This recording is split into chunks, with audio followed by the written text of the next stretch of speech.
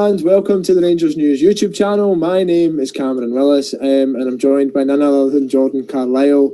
This week we're going to look at a more kind of comprehensive look at the week of Rangers rather than just doing kind of match review content or match preview content. We're just kind of trying to trial this out and see if fans like it. So if you do like it, please click like in the video, please leave a comment, engage with the channel and subscribe if you can. So yeah, without further ado, we'll just kind of dive in, and where better to start, Jordan, than with the weekend's draw at Motherwell. Now, obviously, Rangers drew one each. It was a bit of a turgid start to the game, to say the least. It was a poor first half. I think we improved in the second.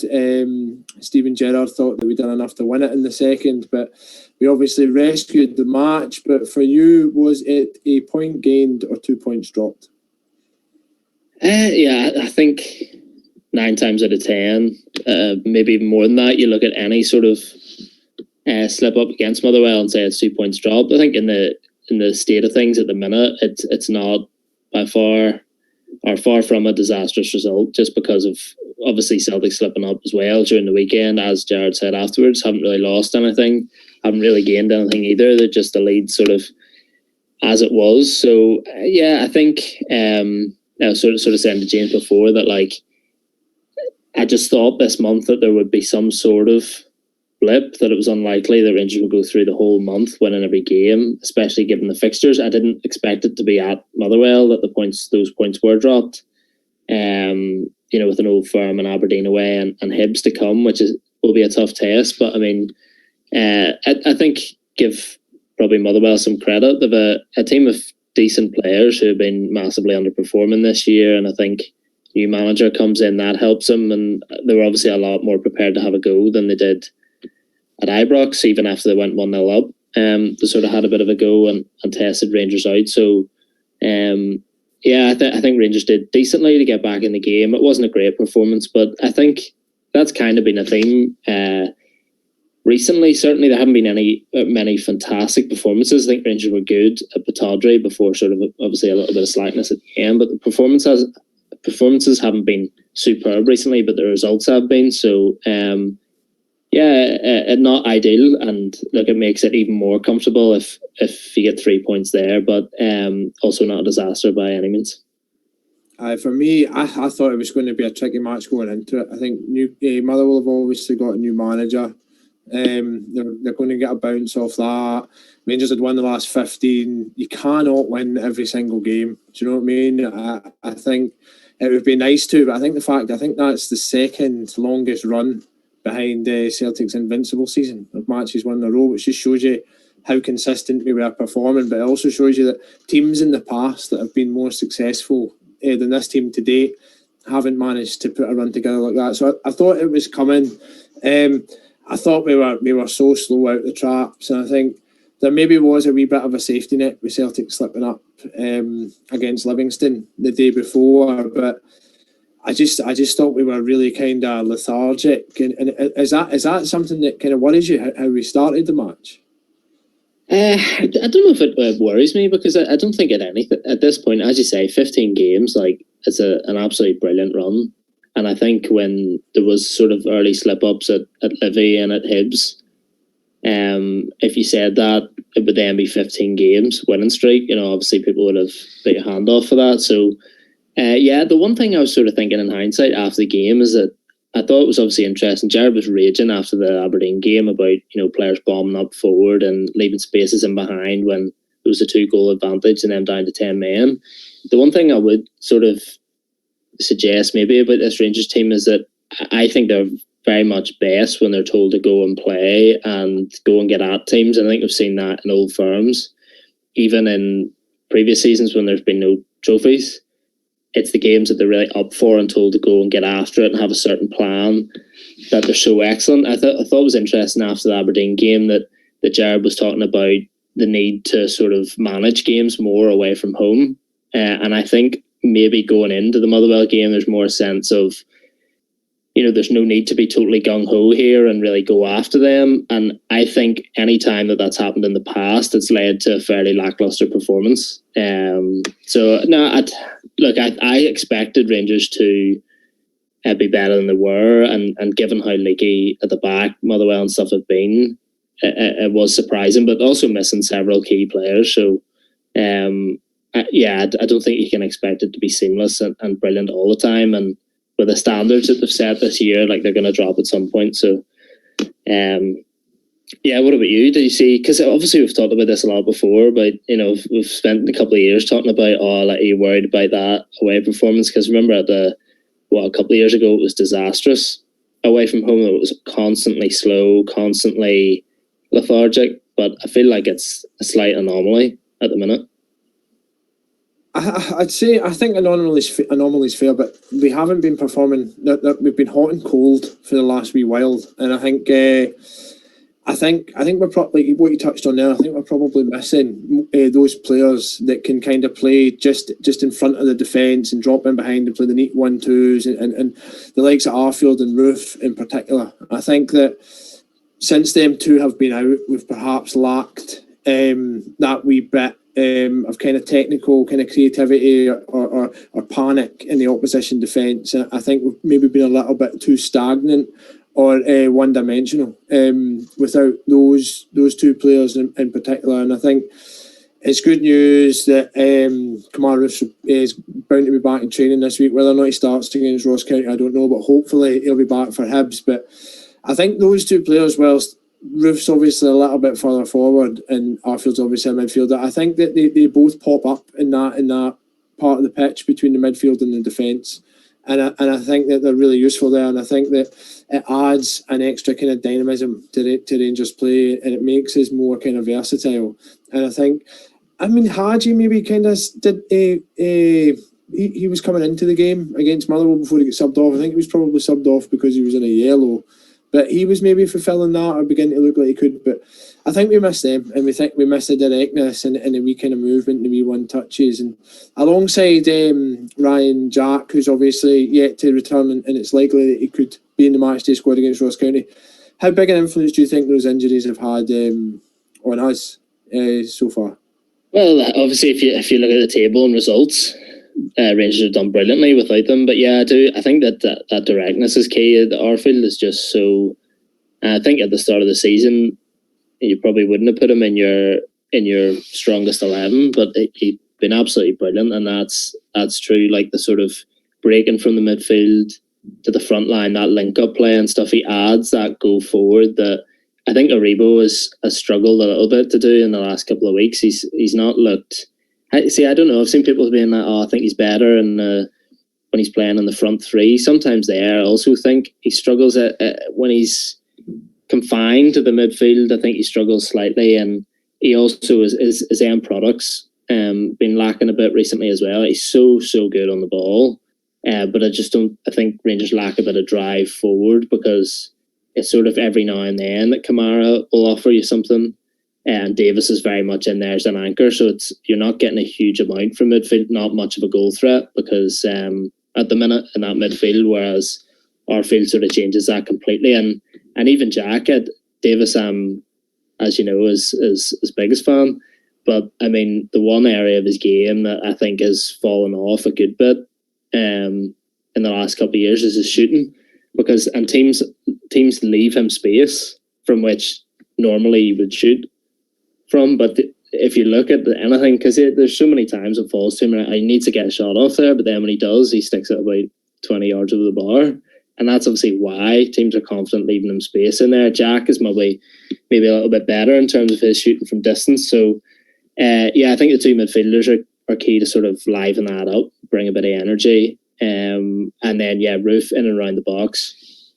His sort of deft touches and nice wee turns and that sort of stuff. Rangers are obviously missing that as well. So, the fact that he's not been out for a long time, or as long as he was earlier in the season, is a positive. But I think that's a point when you're saying about Hadji being yellowed or on a caution. But what do you think about Ryan Kent? Because I think for me it just seems that he can't and won't be left out or taken off, regardless of really what he's doing in the game. And I think after the break, Hadji had a wee snapshot. He looked a bit lively and was contributing stuff, whereas it looked very much from the off like it wasn't going to be Kent's day, and that's how it panned out. Yet he stays on, and and Hadji sacrificed despite probably starting the second half pretty brightly.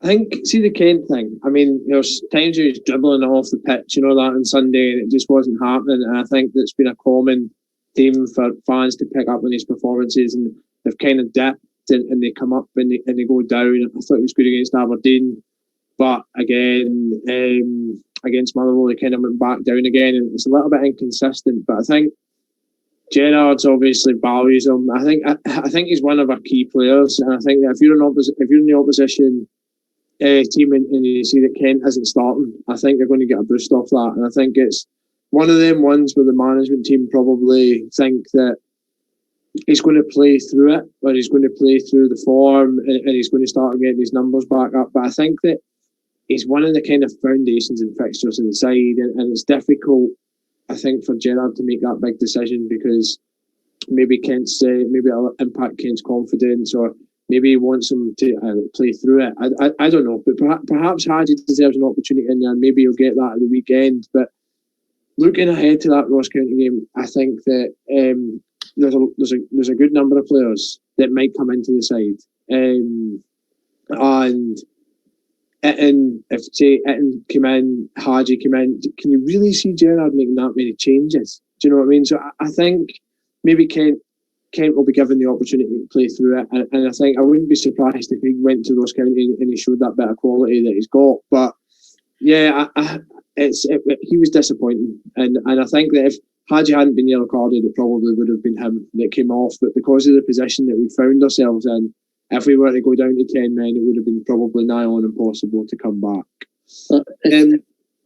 Just on that, though, just see in terms of Kent, the thing for me, I had no issue with him starting. I thought, yeah, I agree with you. I thought he was brilliant at Aberdeen, and that's sort of what you're after. I think he got 2 assists in the game, and he was a lot more lively. But for me, it's just that when it's not, I know what you're saying about getting him to play through it, but just when you've one of 2 men to come off, and one is looking relatively lively, and the other one, as you say, sometimes he's brilliant and electric, and other times he's fallen over himself. But I don't have the stats to hand, but I can't ever remember him being taken off as early as Hadji was taken off in a game ever, where he's on loan or permanent. It's just not something that's ever done, and I think Itten can count himself unlucky that he didn't start the game, by the way, and obviously it's slightly different, the dynamics when you come on and all that, and have an opportunity to change it. But the guy's got some record against Motherwell to be sitting on the bench. I'm sure he can believe it. It's like a goal every 20 minutes or something. I thought he would have started. I had picked him out to start, and I can remember actually doing the thumbnail for James's predicted 11, and I put Itten in it, and I was like, hold on a second, do you think Itten will start? And it turned out that he didn't, so he was right. But I was surprised he didn't start. I'd have started him. I'd have thought that he'd have put him in, maybe on that right, started Morelos as well, but he didn't. Maybe he came back to bite him a wee bit. Obviously, the result wasn't as damaging as it could have been, given that Celtic had drawn the day before with Livingston. I actually think Livingston were unlucky not to win the match, and are probably disappointed they didn't put more in it to win it. But with that result, another weekend down, give us your feelings with regards to the title race, both before the Rangers result and after the Rangers result. Did it change your opinion on what's going to happen come the end of the season? No, it doesn't. No, because I think at this point, it's just so much. It's so much Rangers to lose. If you know what I mean, it's going to be a massive implosion if it doesn't happen now. And I think we've been very reluctant to say it, but if this team plays half as well as they can do between now and the end of the season, they will win the league. Obviously, a win at Fir Park just piles the misery on more, and 23 points is even more significant a lead. Yeah, but I don't think it's going to change anything. And I think, as I've sort of said before, I think Celtic are so far behind, they're not even in a position to challenge Rangers' mentality at the minute. Yeah, but it is just incredible how much Celtic have rolled over, isn't it? Like, in terms of, it's just basically every fortnight for the last couple of months. they've dropped points, potentially even worse than that. So it's just left the thing open for Rangers. I think I was interested the other day that obviously, the scale of the performances and the results and stuff this year has been brilliant from a Rangers perspective, but they've got it's only 6 more points, I think, than at this point last year. So the fact that the gap is so massive just shows how horrendous Celtic have been at the same time. Now, if you get to this point and you've only drawn 3 games and you won the rest, that's going to be good in any league at any time, and it's probably going to leave you top. But I mean, the gap is as much down to Celtic as well, and how woeful they've been for some time. I think their form's definitely.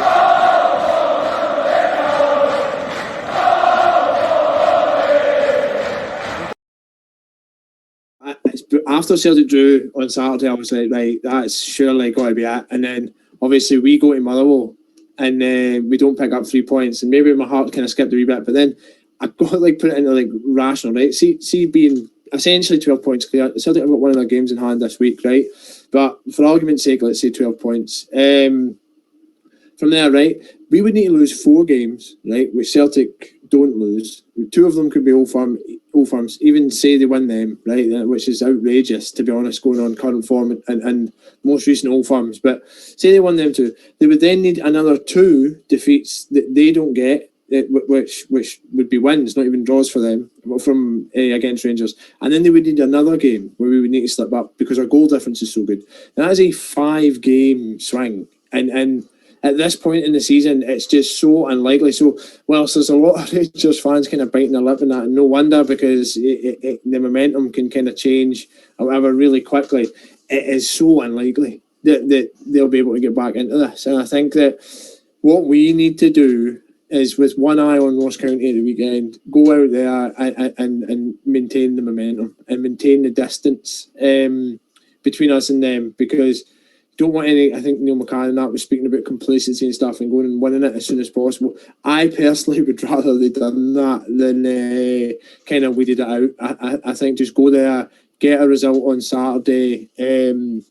Make sure I'd be good if it was emphatic as well, but I think that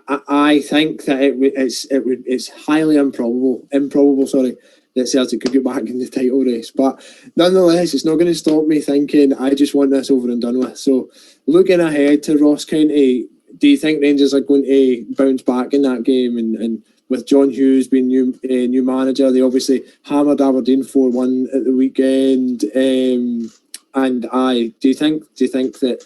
What do you think about that match? Do you think Rangers can be confident going to Ibrox and taking all 3 points?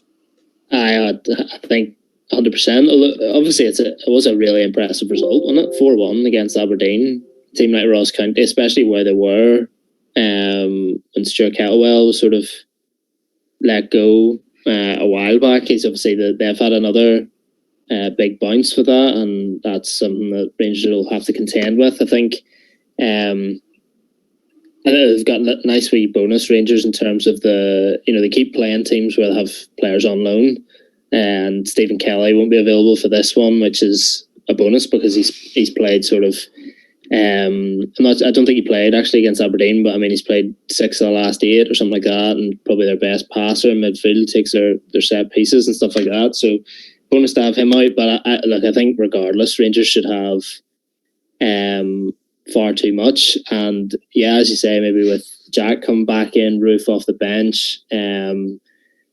Other guys, Itten sort of maybe getting a chance, but certainly being in good form. I think Rangers should have far too much. But I mean, you can't. There are no guarantees. I mean, they've sort of found that this time last year, Dimma and Hamilton, they're rocking up and winning games at Ibrox. But I mean, it's a different story now. Do you not think? You'd say so. We're not in the middle of a visible run of form, but the thing you mentioned that in there. Do you think he'll come in? He's got to come in. Surely he's in. I do sort of think he's got to play, but I kind of feel it's slightly less natural in playing home games out in the right than away games where it might be a bit more physical, tighter pitch and that sort of stuff. I think that's probably the ideal situation for when you're going to bring him into the team. But Yeah, I mean, with this game and then obviously Hibs following it kind of quickly, I think there's a chance that he may make a couple of changes, and I mean, the guy's going to be absolutely gutted. Surely, like, what else can he do? At this point, because I think he's got 20 minutes of playing time or something in the 5 games before Motherwell, and that was shortly after he had scored the goal that completed the comeback against Motherwell and scored at Lech Poznan as well. So, I mean, he's certainly done himself no harm, and you think he would come in, but I also think Morelos has got to keep playing at the minute, keep taking over in terms of keeping his fitness up. So it's if he's prepared to take Hadji, because I think, as we've said, Kent's going to play, isn't he? So maybe take Hadji out for this one and give it a go. But I think it does change the balance of the team slightly, which he may be reluctant to do for home games. But saying that again, that's the thing. I think you maybe have the tendency to look at it and be like, oh, he's a big centre forward.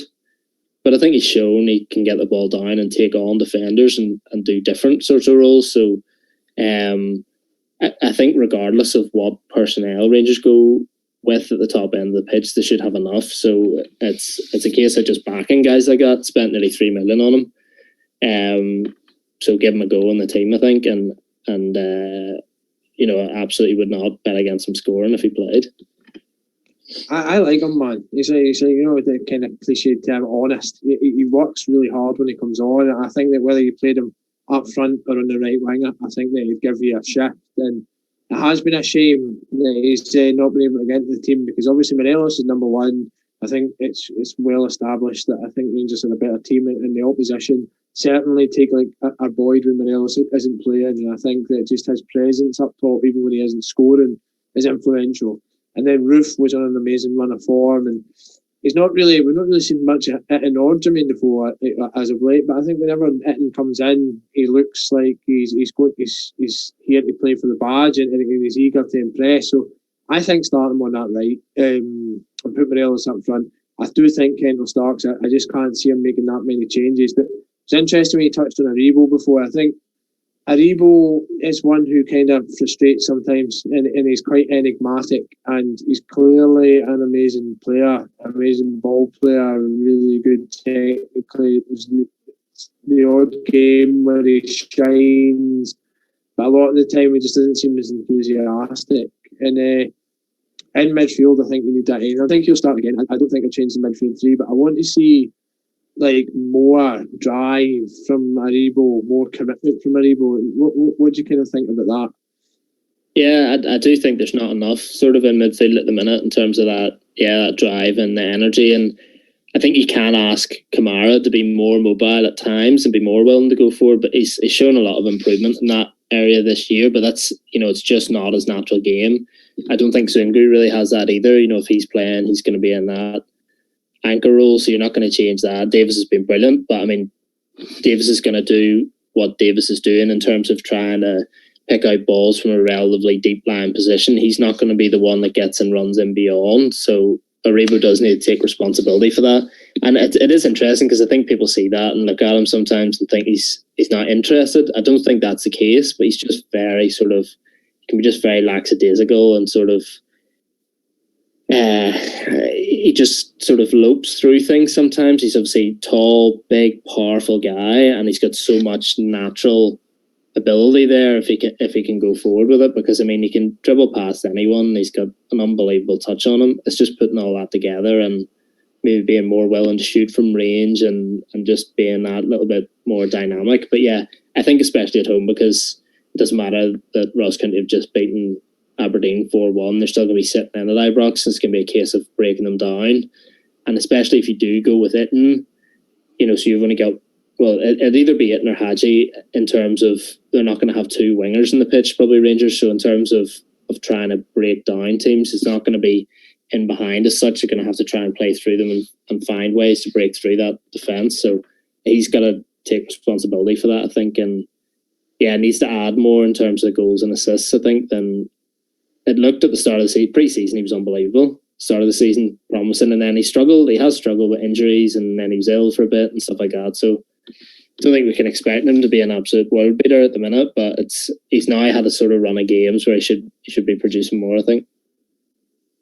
It's interesting you mentioned the start of the season, I think Gerrard said something about him wanting him to become like a destroyer, somebody that covers every blade of grass. I think that if he can add that to his game and that be kind of extra edge and commitment, I think that he'll be a top player. But there's times when it just seems like he's passing him by, and he's kind of falling into that luxury player category. And then I don't want him to be there. You want him to be part of the unit, you know. And I think it'll be an interesting period of the season for Aribo to see where he goes and how he develops. But he's a very talented player. I just want to kind of see more of that kind of bite, aggression, and energy from him.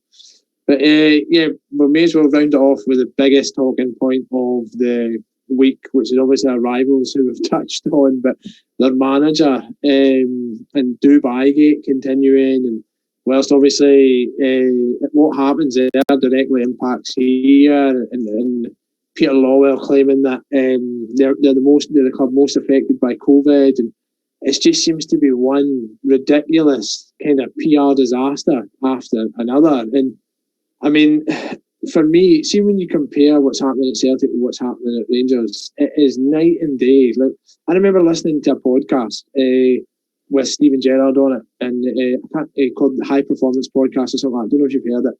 And in that podcast, he spoke about making sure there was no excuses at Rangers. So when he came in, they were going to upgrade the stadium, upgrade the facilities, upgrade everything, and remove any internal or external excuses, so that the atmosphere and the platform that he was providing for the players would allow them to perform at an elite level.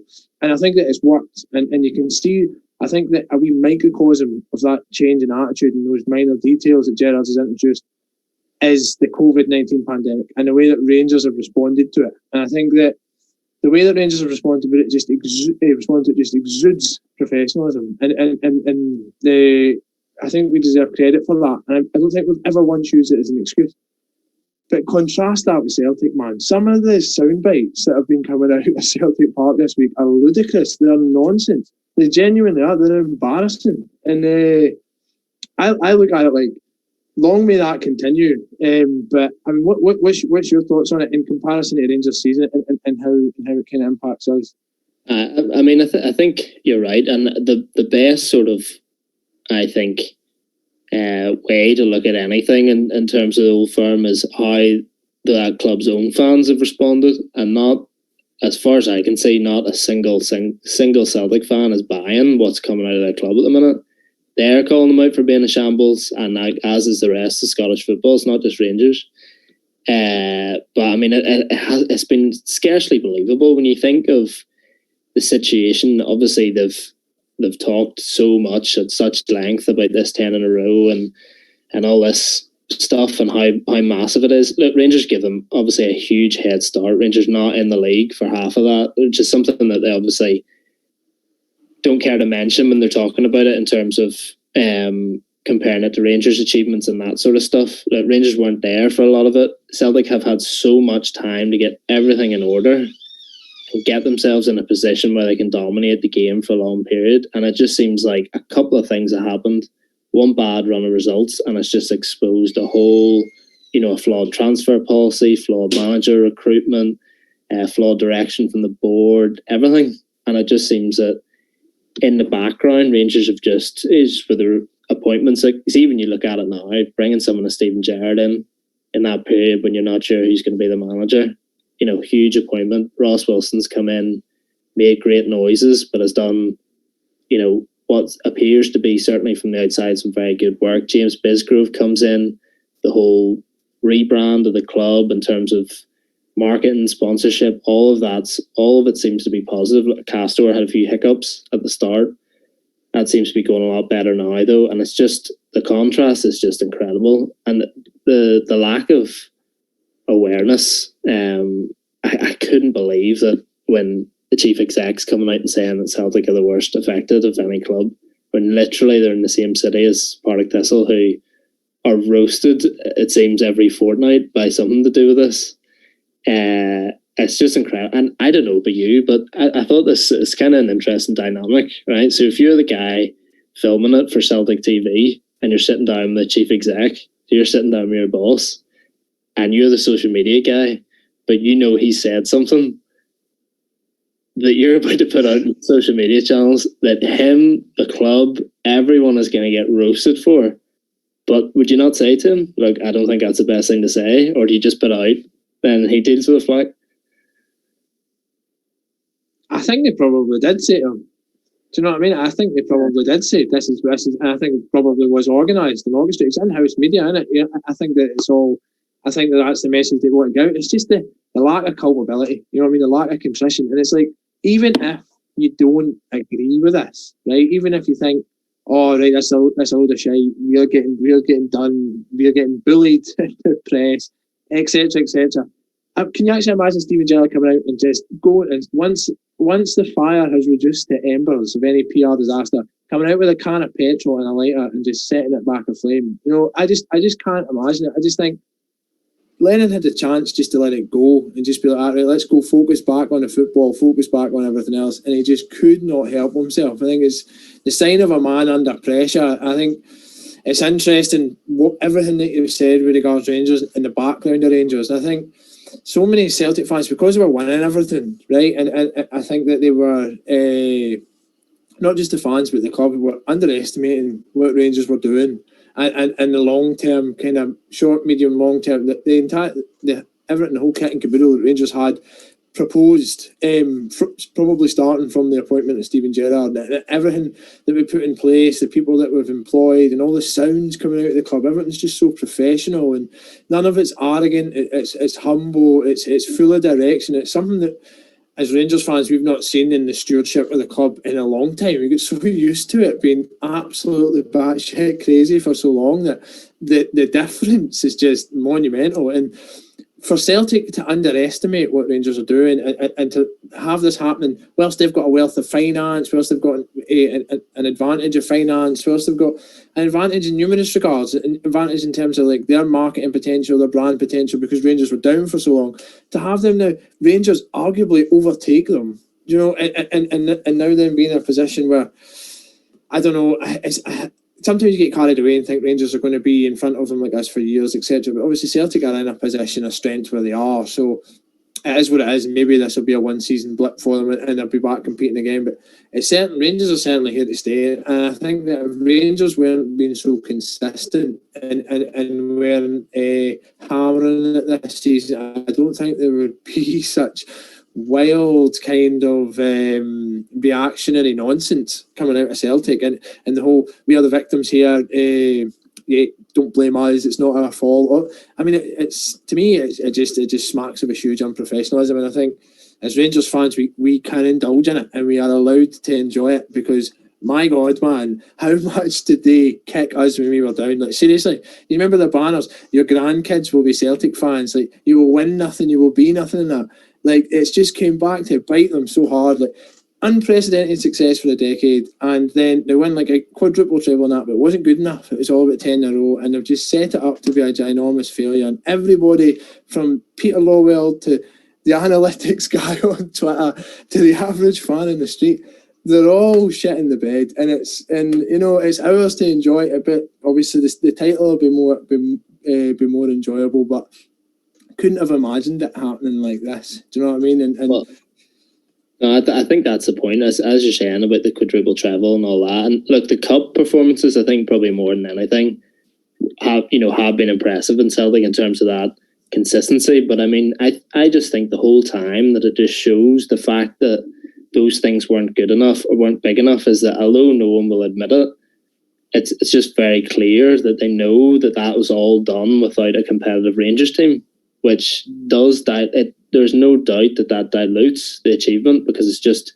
unprecedented in terms of Scottish football. So that's why it was all building to this as well, because there are no excuses, because if Gerrard comes in, he's there for 3 years, and Rangers are building up the money and they're spending and they're changing an entire squad and they're backing all this stuff, and Celtic are still winning.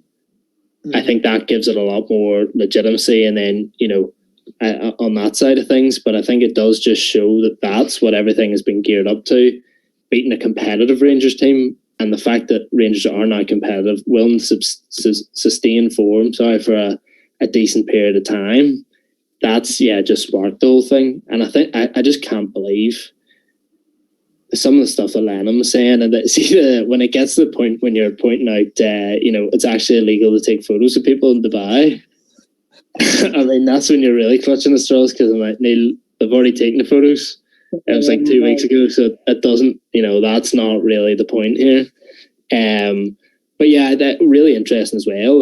That guy, as the Celtic manager, I think he spoke at the AGM and said that winning 10 in a row is the most important thing to him in the world, other than his family. It's absolutely huge. And then a month later, he's saying that he thinks the league's beyond him, or what was it? It might be beyond us at this point, is what he said, which is a massive turn in events. But I think in his head, he thinks Celtic have been robbed in terms of, the players that have had to isolate and all that sort of stuff. But it's, as is well documented, it doesn't matter. I think he's pointed out they were told certain things about the plane, and they did it properly, but actually those players were still asked to isolate anyway. But the fact of the matter is that he wasn't really grasping, I don't think, is that if you stay at home and you have a few kickabouts at Lennoxtown rather than going to Dubai for the week, it doesn't happen. You don't need to get a plane to the training ground. So, everything would have been fine, I think. So, but it's unbelievable. Just the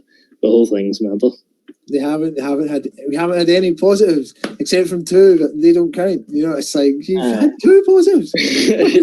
No, you can't say I haven't had any, then caveat it by saying except from 2. Do you know what I mean? It's such an absolute statement. It's like literally a defiant statement. It's a rejection of the investigation or commentary that's been put to you by saying that is patently not true, except from. It's just absurd. It was genuinely absurd. But anyway, we'll see what happens this week, and we'll see if they sort themselves out. But the focus is and always will be on Rangers. So looking ahead to another week, this is one thing as well. Are you looking forward to the return of 2 games a week? Because for me, the week is so long, waiting on Rangers to play once a week, and I'm looking forward to a midweek game next week. It is weird, because obviously we had European games. It wasn't necessarily league stuff, but it was Europa League, and it was constant, and it basically fired through those group stages. After qualifiers as well. So yeah, it does feel weird, especially when we're obviously covering it during the week. It seems strange that you have a game on a Sunday, and the next time you're sort of previewing or looking to something is the next weekend. Yeah, and I don't think it hinders Rangers really either. I think it's been probably nice for the players to have that break for a couple of weeks, but at this point, when it's a case of you can sort of see the finish line in sight, I think they just want to rattle off the games and get through them as quickly as possible, especially with players coming back in. So, there's a chance that obviously Jack and Roof will be able to start that game at Easter Road as well, and you're just really having Arfield and Kadich still waiting to come back. So yeah, no, I think it suits Rangers at this point to go to it, and as long as there's no funny business on Saturday.